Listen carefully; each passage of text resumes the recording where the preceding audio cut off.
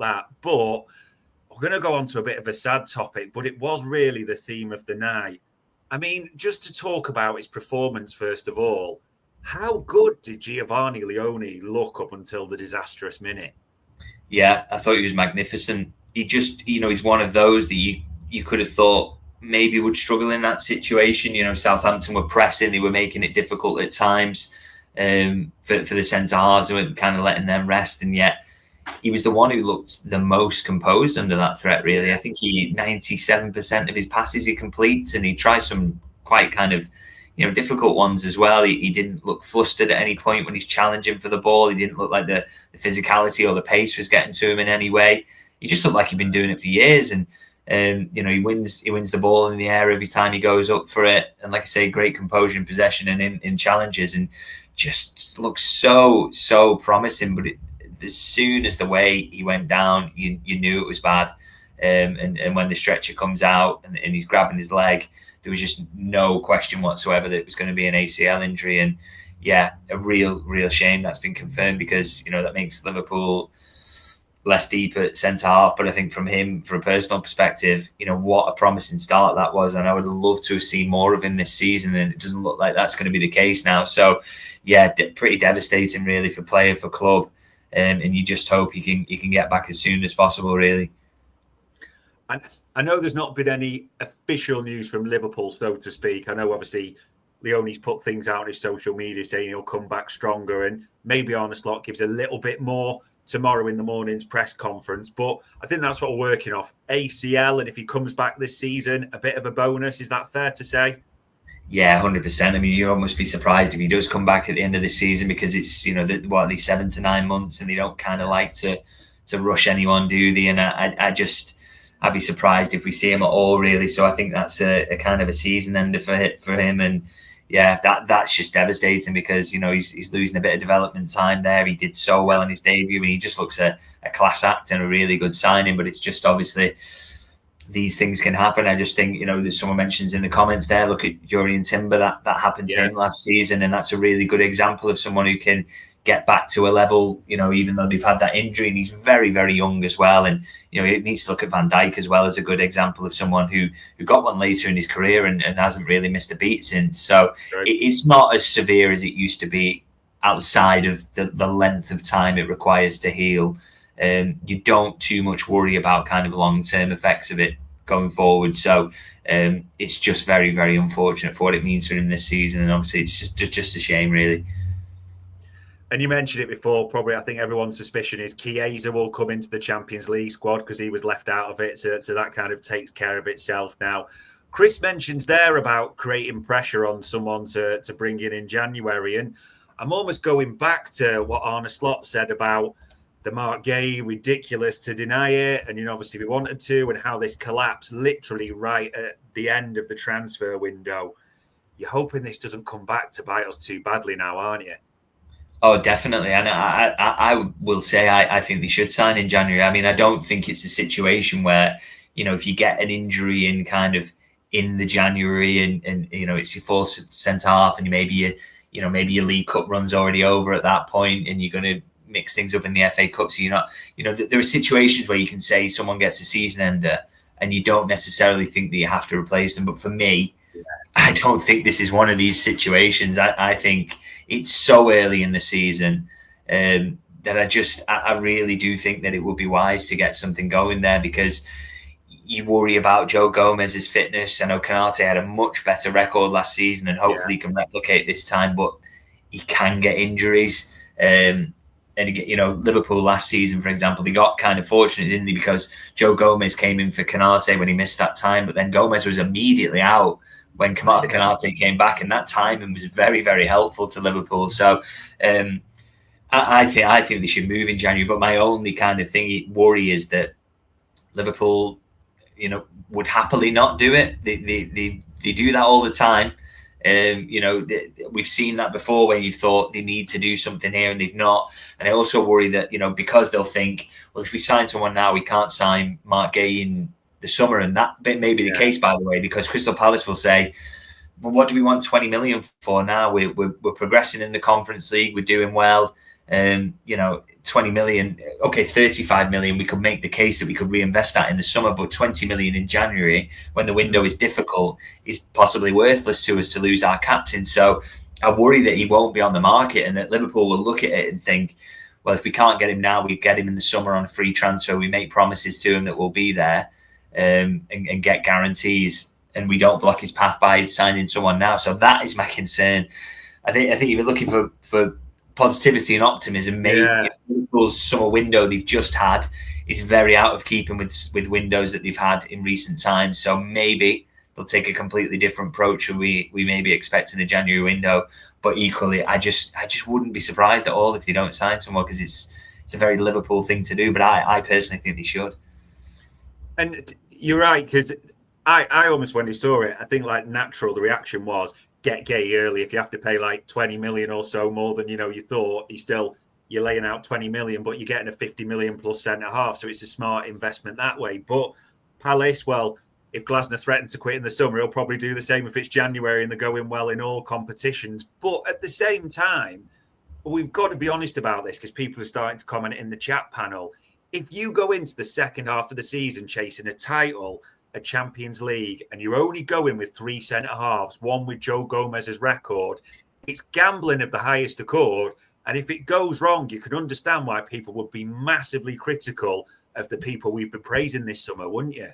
Oh, 100%. And this is the thing, is Liverpool will look at it and they'll make a judgment call on whether they think that is a risk and how much risk there is, and whether they think that risk is worth it on the basis of maybe, and this is just a fictional situation, by the way, but I just know this is how Liverpool think. Is it worth us just taking that little risk? It's not a little risk, it's a big risk at the end, towards the back end of the season, to ensure that we get Mark Guehi in the summer. That these are the kind of things they're weighing up. And I agree, I wouldn't take that risk. I don't think it's a wise move at all. But equally, it feels like something Liverpool would do. And if it blows up in the face and they lose out in the title, they lose out in the Champions League because of that gamble. And we've seen that happen before, by the way, with the 3 centre-half season defending the title, albeit with how bad the fortune was around that season. I don't think that 1 centre-half wouldn't have made a difference, to be honest, for me. But yeah, we've seen it before. So if they take that risk, then they accept also that there's huge criticism potentially coming their way if it doesn't pay off. And you must, to kind of look at it a different way as well, you've got to say that, Konate and Gomez, it is also feasible that Konate has a season like the last and that Gomez is there to fill in when needed. It's not a guarantee one of them will be injured. But I completely agree. I think it would be a risk I wouldn't like to see them take, and I think it's one that could massively blow up in their faces. But of course, it's all at the moment. It's all kind of speculation, really. We'll see as we get close to the January window what they're thinking about, really.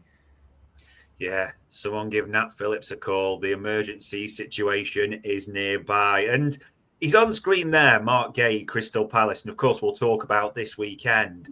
But we got them in the Carabao Cup. I mean, I don't know, is it just me? Last game of the season, just gone for winning the title. First game of the season is in Community Shield. We're playing them this weekend. We're playing them in the Carabao now. We've had all these dramas with Mark Guehi. There was Adam Wharton talk as well. Just getting a little bit sick of Crystal Palace in a way. I don't know about you. Yeah, I always remember when they played... Liverpool played Crystal Palace in Gerrard's last home game, and they won, didn't they, at Anfield? And it was obviously not that long after Istanbul, and I remember the away fans singing after, because he went 1-0 down, Palace, and then he came back to 2-1. I always remember them singing in the away end, "You must be sick of us." And I was thinking that came to mind when this cup draw came out, because can't seem to stay away from each other at the moment. But they're not bad opposition to face, are they? It's a very good team and a kind of great atmosphere, great fans, I always think as well. But yeah, and the upside is for this, it's at home as well, so that's always helpful for Liverpool. But they could have got an easier draw, that's for sure. And I wonder how serious they are. I haven't actually seen Crystal Palace's team for their recent kind of outing in the Carabao Cup, whether they particularly took it seriously or whether they're going for that trophy really hard as they did last season in the FA Cup. I'm not really sure what their selections will be like, but hopefully not from Liverpool's perspective. And yeah, because otherwise that could be a really, really tough draw. Yeah, it could be, especially with a rotated side. We will have to see on that one. This one, we kind of called it. We thought it would be Dembele as the winner. That was right. But talk about our man, Mo Salah, fourth. What are you thinking? But I think Vitinha's a lovely player to watch and a great player. But the idea that he had a better season than Mohamed Salah is just laughable. The idea that Lamine Yamal, with 9 league goals for the entire season, had a better season than him. Lamine Yamal will win the Ballon d'Or at some point if he carries on the way he is. I don't doubt that for a second. But that doesn't mean you have to put him this high this time around. He's just not of that level. He didn't provide 50 goal contributions in the hardest league in the world in the way that Mo Salah did. Mo Salah's biggest crime there was losing a penalty shootout to PSG. That was it really. And I just think it's the whole thing's a shambles. I don't really like paying attention to it, to be honest. And for that reason, really, I mean, no real issue with Dembele winning, albeit again, I would say, he didn't hardly play, did he, in Liga in comparison to Salah, because he doesn't have to, and he still gets that winner's medal, that trophy, and you go, oh look, he's won a treble, he's won 4 trophies, whatever. Well, yeah, because it's so easy. Whereas Salah, in the hardest league in the world, played pretty much all the 90 minutes, put on all those goal contributions, and for many points in that, I think Liverpool were the best team in Europe up until PSG peaked at the right time. I just think it's a shambles, but I just don't really like the Ballon d'Or anyway. I think it's nonsense. It is strange. I mean, even if we had a few others, it's worth noting. I mean, fair play, Alexis McAllister. That's a good result to be 22nd, in the top 30 players there. But I'm still struggling. I don't know about you. The season he had last year, to see Virgil van Dijk down in 28th when there's other defenders in this list ahead of him. I'm Cole Palmer at 8th as well. I'm struggling with a few there. Yeah, the idea there was 27 players better than Virgil van Dijk is just a joke, really, isn't it? But again, for me, I always think with the Ballon d'Or, it's like if it was given to the best footballer every season, just the pure best footballer, then Lionel Messi would have won it probably every season of his career up to a certain point, because I just think he was, and he consistently proved it. But of course, it's all about narrative and who peaks at the right time and who wins what trophies and all those aspects, rather than picking out the best player, which is why it's probably best just not to pay any heed, to be honest. Yeah, we all know how good our players were, but fourth, let's say no more on that. Let's try and go to something a bit positive, because there are a few stories which, I'm not going to lie, I don't mind that starting to kick around. And a couple of contract renewals, seems to be a few going round. Ryan Gravenberch, form of his life. We want to get him tied down, don't we, surely? Yes, but I did have a conversation about that earlier this week, and my understanding has not really been any approach to Ryan Gravenberch's camp about a contract yet. That's not to cause panic or anything like that. Is the time's well within hand. I would expect that would happen at some point this season, absolutely. And maybe people are getting their information from the Liverpool side that is the plan to do it, but it hasn't happened yet. So those contract talks, as I understand it, are not yet underway. But as I say, nobody's panicking about that. And like I say, I think it will happen this season, that those talks will at least start and hopefully can get agreed by the summer, when he would be 2 years out from the end of it. So which is obviously would be very, very good news, because I mean he's just getting better and better, isn't he? So it would be the smart move to tie him down. No doubt at all. And a few are asking it in the chat panel, which I was going to ask you anyway. Dominic Szoboszlai has also been superb since the start of the season, and there's been quite a lot of noise. Hopefully, is there something in that they could be starting talks? They're about to, anything like that at all? Yeah, I don't know anything about this one, to be honest. But again, it's at the point now where, you think with all 3 of those midfielders, really, that moves will be made at some point this season. That's the kind of, I think you can pretty much guarantee that, to be honest. I don't think it's controversial to suggest. Obviously, Liverpool are very much minded now, and I know this for a fact, to not get themselves into dodgy contract situations again, as they have with Van Dijk, with Salah, with Trent Alexander-Arnold, of course, and Konate is the latest now. They don't want to be in that situation again with this new regime in place. So it stands to reason that they will move to extend the contracts of all 3 of those midfielders. You would hope so. And you mentioned it before that literally James Pearce had it out not that long ago, around half an hour, that there's nothing in place with Madrid and Konate. Everything's still on the table, as we said before. But it does seem to be like, the way I would describe it to you as a patch journalist is almost like a brief line. Liverpool are being clear. We are not going to go into a year. There won't be that situation allowed to happen again. That does seem to be a fair briefing. Is that right? Yeah, because and they're right to put that out there. That I guess it's to kind of show fans that they accept that this isn't exactly how they want to be run, and that's not and these things have been out of the control because of what was happening with the kind of revolving door on the sporting director's office. The fact that Jurgen was given power, and I don't want to be overly critical about that, but I think in terms of a well-run football club, it's not always the best idea to do it in that way, and you end up with situations like this arising, particularly when your manager then says he's going to leave. So it's unfortunate.